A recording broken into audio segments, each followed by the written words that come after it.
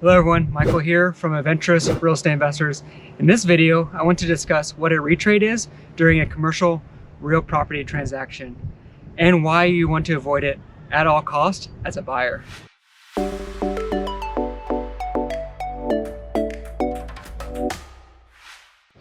First off, a retrade is defined as the practice of renegotiating the purchase price of a real estate transaction by the buyer after initially agreeing to a purchase price at a higher price. Retrades typically occur after the buyer gets the property under contract and has started the due diligence process.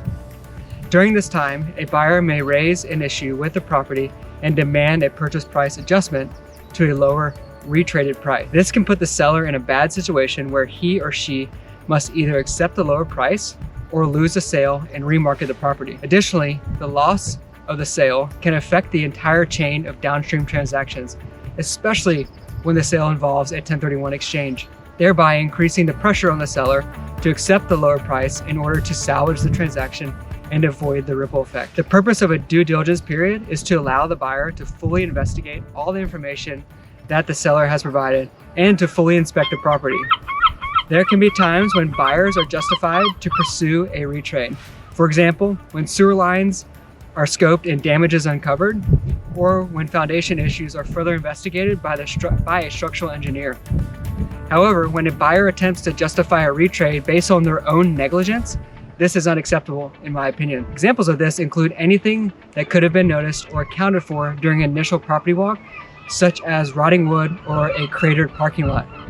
At Adventurous Real Estate Investors, we ensure that we do as much due diligence as possible when we walk the property initially and account for any deferred maintenance items in our underwriting. We also include contingencies in our underwriting to ensure that we can absorb any issues that come up during the due diligence process so that we can avoid a retrade.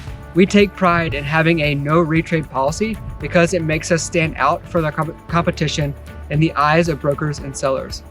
The commercial real estate community is very small, and if you get a reputation for retrading, you'll find it harder and harder to land quality deals and even to get brokers and sellers to take you seriously.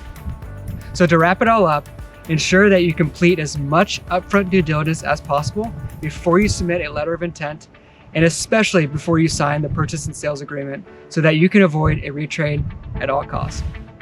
If you found value in this video, please smash the like button here and subscribe to our channel.